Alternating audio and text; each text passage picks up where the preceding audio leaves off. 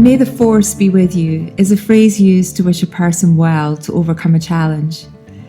The invitation in this podcast, May the life force be with you, is to explore what it means to truly feel alive, to appreciate the physical, emotional, and spiritual connection to our energy, and finally to understand how this impacts who you are and all that you do. May this conversation inspire you to thrive. How are you? Hi. Hi. How are you today? I'm good. I'm laughing at what we were talking about just before we started recording. What did you say about this time? Well, there's just a few things that have been going wrong recently, and I think I took a deep sigh and you said something along the lines of, well, that's the eclipse window. And I believe my response was, fuck the eclipse window. Yeah, that's kind of energy I'm bringing in today. How about you?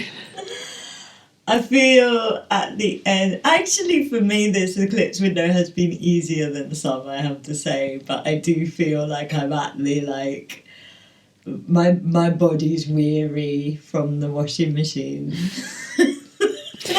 So maybe a really good place to start, because some people might join and go, what on earth are they laughing about an eclipse window? Other people will be like, yeah, fuck the eclipse window. Other people will be going, yep, Fee, I'm completely with you. Fuck the eclipse window. This one will definitely have to have a parental guidance warning on it. Kahreela, what's an eclipse window? So eclipse windows actually happen quite a lot. We have at least 2 in a year. We have mainly 2. Oh my God, it feels like way more. Yeah, no, you normally have 2 eclipse windows in a year. Sometimes you have like more than, yes, sometimes it will be 3, but like most of the time it's 2. And the 3 is usually just because the year's crossing over. Does that make sense? They're like every 6 months, usually, roughly. And there's always 2 eclipses. Mm-hmm. So you have a solar eclipse and a lunar eclipse. Mm-hmm. And the window is the time between the 2. Okay. Sometimes you get 3 eclipses, but most of the time there's 2. And the window is the time between the 2. Okay. And what does it mean from an energetic perspective, whether there's a solar or a lunar? And then what does it do to your energy in that window in between? Because that must mean the window's doesn't that mean we just live in an eclipse window all the time then? No, so the 2, it's like usually a 2-week period. Okay. So you have the solar eclipse and then like... So they follow shortly after. And then so one will be on the new moon and one will be on the full moon. So it's like a 2-week period. Mm-hmm. And for me, my journey with eclipses was, I was guided to, during one eclipse window, to do a journey on healing the mother wound. Mm-hmm. And this completely changed my life. I had a really difficult relationship with my mum. There was a lot of, I think people at the time would have said we really struggled to be in the same room as each other. It was every time, like magnets. Yeah, it would just become a breakdown every time we tried. And what happened was I did the healing the mother wound thing, and the next eclipse, so 6 months later, on the night of the eclipse, my mum and dad flew to Japan, where I was working, and we did some travelling of Japan. Mm-hmm. And everybody before that was like, really? You're gonna do that? Is that a good idea? And we just got on so well in that trip. Our relationship completely transformed. It is a different mother-daughter relationship. from before the Healing the Mother Wind eclipse. And to the point that it's unrecognisable, and everybody was like, what the fuck? Since we're using... What did you do? Since we're using that word... We've already got an explicit warning. Yeah, what happened? And it was amazing to me because I thought that relationship was never going to become as good as it became. And it still is. Like, we're really close now, and it means so much to me. And...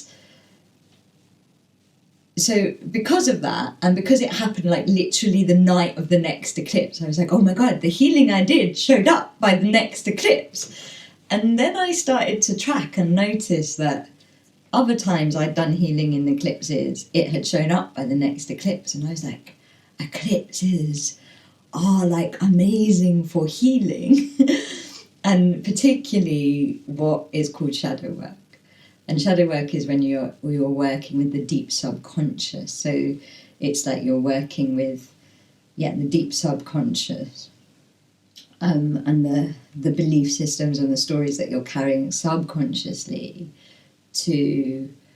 that are affecting your conscious life and your manifested reality and everything like that. And so then I was like, I'm going to like offer healing every eclipse. And so that's what I started doing, but specifically for shadow healing. And every eclipse I would be like talking about how good these windows are. And it took me ages to realise that eclipses actually are made of shadow. Like they are. They're made of light and dark. I was like, the sky is going like, da. And like for years, it took me years before I was like, oh my gosh, it actually is. It goes dark. Saying, it's your shadow period, these 2 weeks. And what I understand is that what happens in those 2 weeks is it's like the shadow is really brought to the surface so that you can see it. Like the things that are ready to be healed and that are ripe to be healed are really dragged up in the period between the lunar and the solar eclipse, or the solar and the lunar eclipse.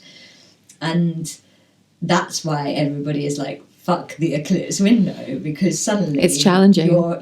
Suddenly the patterns that are normally not so life creates circumstances that makes you see the subconscious patterns that do not serve you. And so it's very a stormy time in terms of people's like suddenly people have like things that, you know, like say you've got a money block, suddenly a money block will come up, or whatever's in the deep subconscious that doesn't serve you comes up really strongly in an eclipse. Okay, so let's break this down for the layman, for fee world, right? So it's funny. Well, it's not funny. My roof decided to leak 3-4 days ago, right? It's been never a drop has come in, and it's a flat roof, so I quite enjoy lying in bed, like listening to the rain batter off it, going, I'm safe and warm. Literally 3 days later, I look up and I go, what is that mark on my ceiling? And I need a new roof. And I shared this with a friend a few days ago, and she said, what else is leaking out of your life? Yeah. And I was like, I don't have time to think about that. I've got to get my new roof sealed and covered because it's raining every day. And so what you're saying is that there are challenges and perhaps metaphors that we should be looking out for within this eclipse window that are a signpost that maybe there are some things to kind of look out for. The thing where I love it. I love what you say about the metaphor. It's like your life. That window is like a cosmic compression. Ooh. that brings up the things that you need to see, either from, like you have wisely said, okay, where's my leaks? Where's my energy leaking? Where are my leaks? Because it is...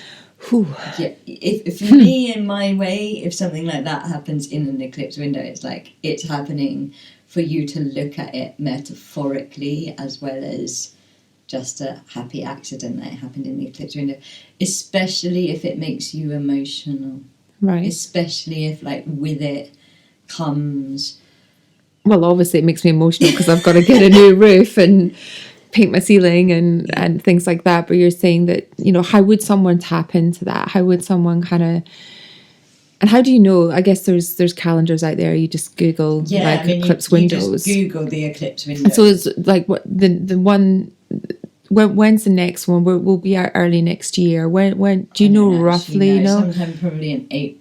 Maybe we'll do a kind of watch out for people when that's coming up. Yeah. So say the eclipse window, for example, was going to be in a few weeks' time. What would you invite people to do in that period? So what I always invite people to do, I used to find it funny because I was doing these, like, I was on this eclipse trip and I was like... I think I joined you on some of those. It's not as much fun as it sounds, guys. It's not, it's really not. No, it is, but it's not fun. So yeah, I was like on this eclipse trip and I was like, do your shadow work, and like, in a way it's really good because then you like pack it all into like this 2-week period, rather than it trickling over the next 6 months, you know? So I was like, you might as well do the work when like the energy for it is really... So is the energy heightened in that 2 weeks? It's really... Do you do people have more energy in that time, or is there just a sense of more things happening? There's more drama. More drama, okay. And like I found... So you might personally feel drained because of the drama. And this eclipse window is draining people as well because the details of eclipse windows actually go so much further than, you know, this eclipse window is the end of a cycle, so there's a completion energy to it that is causing people to feel physically tired, basically. But yeah, so it was funny because I was like noticing that like people that were not on the eclipse trip with me, like my friends, every eclipse window would be like, oh my god, my life's a mess. like this is... You know, the planets, they pull our currents of consciousness, like the moon is pulling the oceans. And this is a time where, like, the shadow body has its purge. And so if you imagine when the sea like coughs up everything onto the beach, you know, like that's what the eclipse window is. It's like everything coughing up. And so there's a big storm that enables all that stuff to come to the surface. I think can I just take a quick pause on that? Just because if there are people that are listening that are like, whoa, you know, this is a lot to take in. I think what you just said there about just thinking about the energy of the ocean and the connection from the moon around how a gravitational pull changes. There's so much going on that we, you know, someone doesn't press a button every day and that happens. That is just a natural life force that's happening all around us, and that energy is undeniable. It dictates the patterns of how we live. So if you're suspending your belief for just 1 second about everything that we're saying, then we are connected to that energy. We're connected to nature. We're connected to everything in the earth, and therefore what's beyond it, because the moon is pulling at us. There is so much that we don't appreciate that's influencing us in this cyclical pattern, this lunar pattern that, you know, be curious and maybe just see how you feel at different times throughout that. And you have an ocean moment. In your... Every cell has an ocean. Well, we're 70% ocean, aren't we? And so that magnetic current pull... We've got the waves happening internally all day. And as I'm speaking to you, I'm kind of like... It's actually quite beautiful in a way, because the subconscious we don't really tend to. So this is... If you think of the, like, divine intelligence, this is the divine intelligence to spring clean... I always describe the subconscious as like the attic where you dump everything. The eclipse window is like the time you go up into the attic or down into the basement and be like, I don't need that. Why did I carry that? Like, oh, I like that. You know? Yeah. And the thing is actually your life is from this view. Your reality is manifested from your consciousness and your subconscious. Yep. And it is really good that the eclipse windows clean out your subconscious, because otherwise your power to change and evolve and manifest would be stuck. Yeah, because even though you were evolving your consciousness, your subconscious wouldn't be evolving. Mm-hmm. And cleaning, and it would just become so hoarded, you would get weighed down. And so my thing is like, work with it, like, yes, there's a storm, but it's for you. It's showing you things. Like, ultimately, if you've got a belief that is causing a leak in your energy, that leak in your energy is being shown to you because that belief is meant to be cleared out of your attic, because it isn't in alignment with what you're trying to manifest. And this is the opportunity to notice it. It's been highlighted to you, and to uproot it. To me, it's like pulling the weeds up by the root out of the garden of your own manifestation. Ooh. So, personally, that is yeah, but I mean, it makes a lot of sense, because we carry around a lot with us that we our held beliefs that we don't really interrogate, because we assume they're just us. Yeah. Oh, that's just the way I am. Or that's just the way it's always been. When perhaps there's an invitation, when things show up to knock you off path, there's a reason for that, and it's to make you aware of whether that path's the right one for you, and whether that's still continuing to serve the purpose that you originally thought. Absolutely. And here's the lovely thought. Does this mean it's not a lovely thought? No, it is. Okay, so, great. So you're like, these are the like deep-rooted beliefs, inherited, and the subconscious is like ancestral, collective, trauma. It's also your potential. It's like everything that you've like pushed out of your own consciousness and inherited and had impressed. And some of those things, they've got deep roots, yeah? But here's the thing, there's like, your healers in the eclipse window are the sun and the moon and the earth. These like great big magnetic forces that actually can pull them up. Like, they have that power to pull it up and out of your identity. Yeah. And that's like, they are like shaman in the eclipse window. And that's why when you heal something in an eclipse window, it shows up so much quicker. Like, I've done shadow work outside of an eclipse window, and it takes much longer for the new manifest reality to show up in my life than when you do it in an eclipse window. You like fast track, because you didn't pull it up, the moon did. So the force at which this can leave you is so much greater. And is it something that you, obviously you work with people directly on this, particularly people that might have very deep-rooted shadow to work with? Is this something that people can try for themselves? How might someone get curious about working with shadow or eclipse windows? So I would always say with shadow that the things in our shadow that need healing are often the unheld parts of us or our ancestry. And so it's always good to be held and supported through a shadow process. That being said,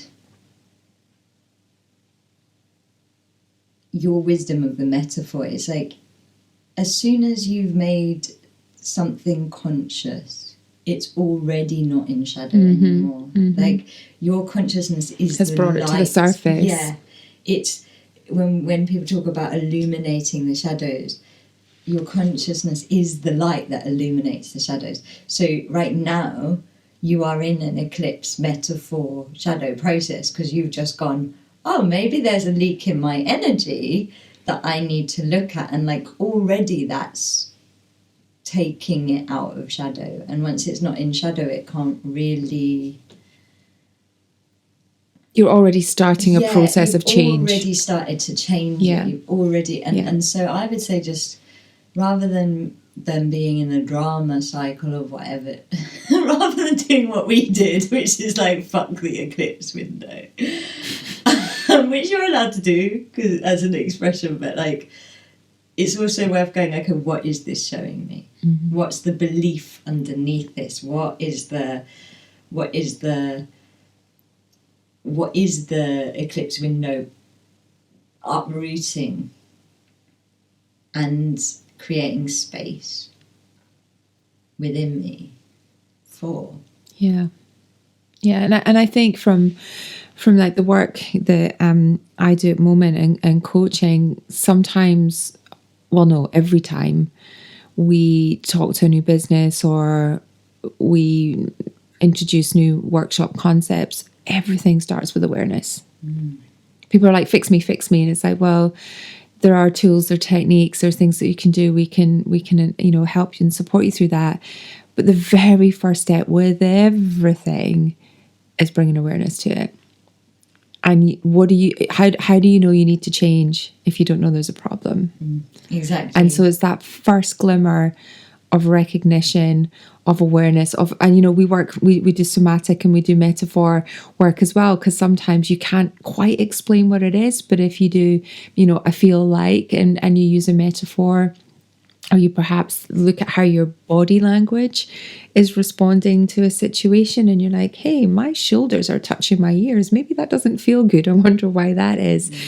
We're getting all these signals all the time telling us something. And it's just about tapping into that then creates the opportunity to go, okay, maybe there is something I want to change about that, or I need to explore it a bit deeper. And that could be just sitting thinking about it, like you said, or journaling about it. Yeah. Or journaling about the leak in the ceiling, journaling about, I don't know, you've probably got some amazing, really simple techniques for bringing awareness. If somebody's listening, it's like, oh, I want to work with the eclipse window, what would you say to them in terms of bringing awareness?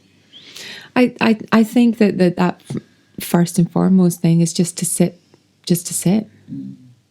Sit for a moment and just think. Create a bit of space for yourself and see what pops up. And sometimes it's the next thought that comes up is the one that, you've been pushing down, and, not overthinking that and not trying to analyze it in the moment. You also don't need to solve every problem that comes up in that instant. Sometimes it's just about recognizing something doesn't feel right, or that you'd like something to be different.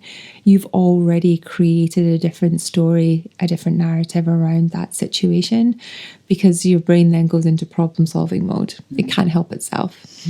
So, we try and hold that moment off as long as possible and just sit with the feeling and the story that comes up when you kind of get that sensation. But the minute we start to go, well, what if this could change or that could change, then you're already on your way.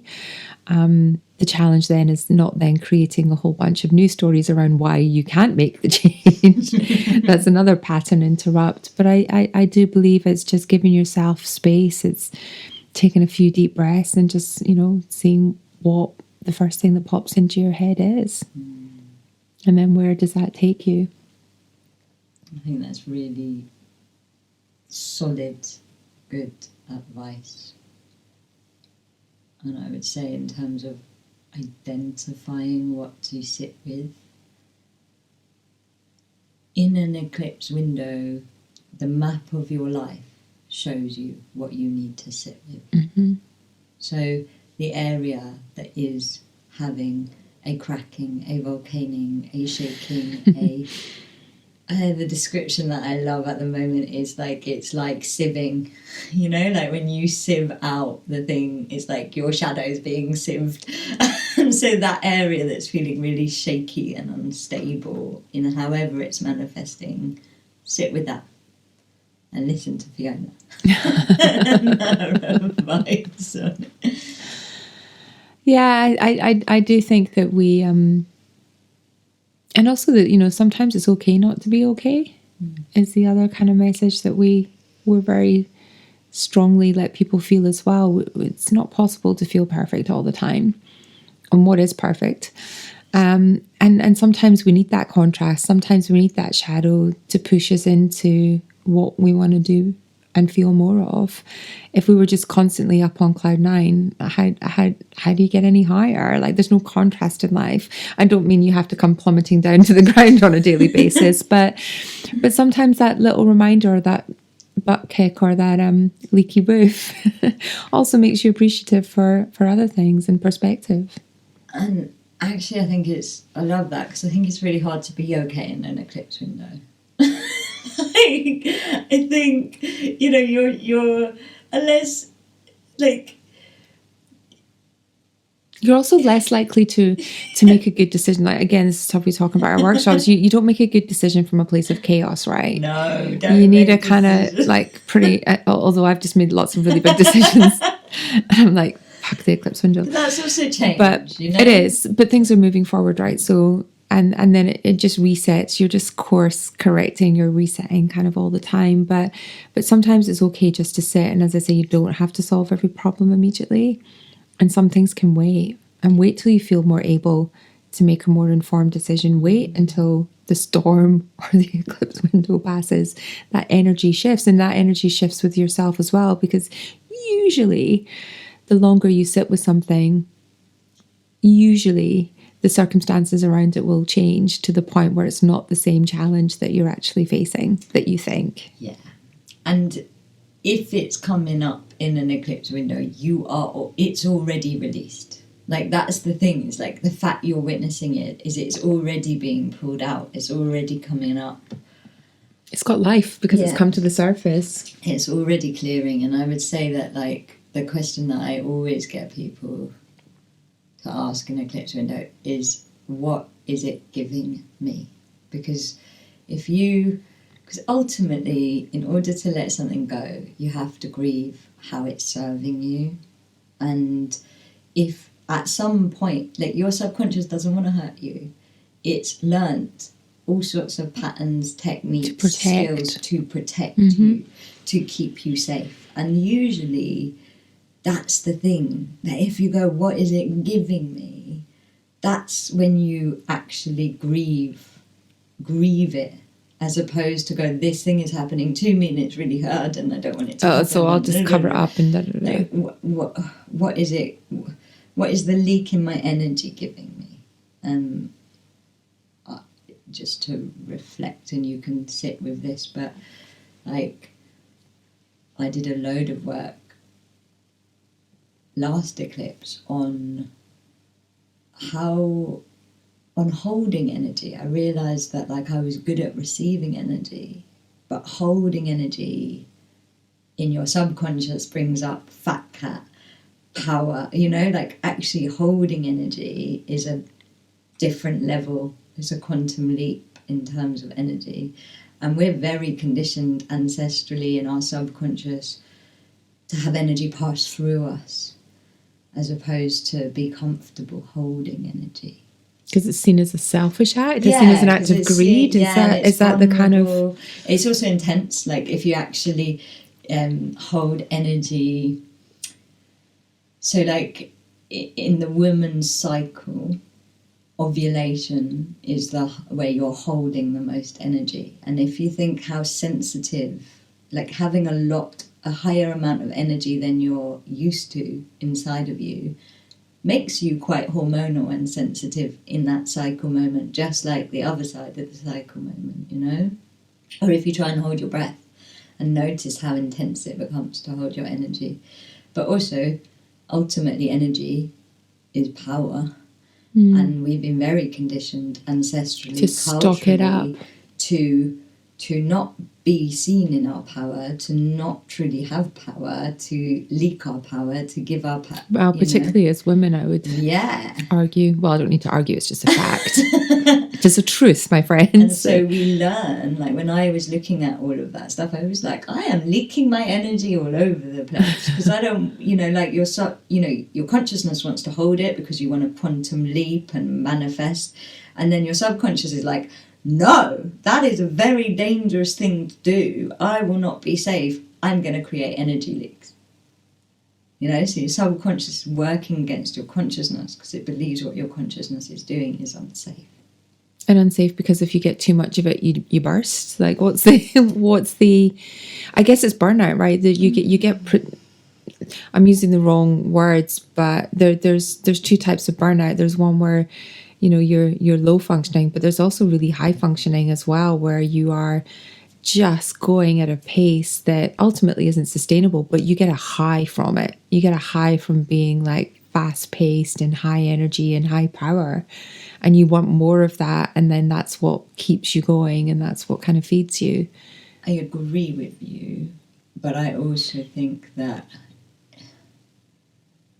from a subconscious point of view, historically, like it having your energy inside of you is like being seen in your magic and you get burnt as a witch. Like the subconscious tends to be less about like present time and more about like things like that. Does that make sense?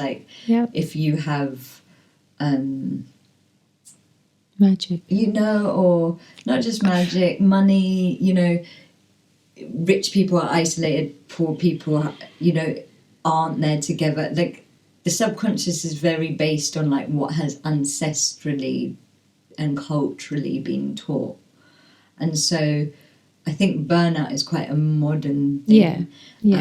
Whereas, more it's like to the subconscious, energy is money, power, manifestation of truth, like being fully yourself. And in a way, the subconscious is like, don't do that. Right. Like, God, don't be so vulnerable. Yeah. Don't let anybody When see. you were a kid, you did really well, and then all the other kids bullied you. Don't do that again. Don't have that level of energy inside you again. Does that make sense? That does make sense. Yeah. You're told not to shine. You're told to kind of conform. There's a conformity around that to be anything else shows a vulnerability that most people aren't able to. Mm-hmm. And so, but don't we all wish we could just be 6 years old and be in that playful energy again, where you just don't care? And so, if that stuff's running, it's just running as an ongoing program the whole time. It will create an energy leak because as you're calling more energy into you and manifesting and expanding. Well, other people kind of release the valve sometimes for you as well. Hey, don't you be getting above your station? Exactly. Oh, you've got this, you've got that. There's always something kind of trying to chop you off at the knees, or that's certainly the story that you tell yourself as well. And that's a form of releasing that energy. Yeah. Bursting your bubble. There's another metaphor. Energy leak. Because we're not actually very comfortable at being fully in our power. Yeah. It's much better to be low battery, for our generation, it's a badge, isn't it? Yeah. Like, being tired is like, you must do good shit. And so, like, low battery is like proof that you worked hard and you belong and you fit in. Yeah. Yeah, isn't that interesting? How do we change it? What is out of your roof, Fiona? We start by looking at the leaks. That's how we collectively look after ourselves. But if we're all looking after our leaks and we're all just a little bit more powerful, that ripple effect means that we can collectively then also make big change, which I think, to end on a very philosophical point, sorry about this, but it's what we all blooming need in the world, isn't it? I didn't mean to go so deep there, but start with your leaky roof. That's today's message. And fuck the eclipse window. And fuck the eclipse window. May the life force be with you. May the life force be with you. We hope this conversation has topped up your life force energy. If it has, then please help us spread the life force. Like, share, subscribe, all of that. And may the life force be with all of us.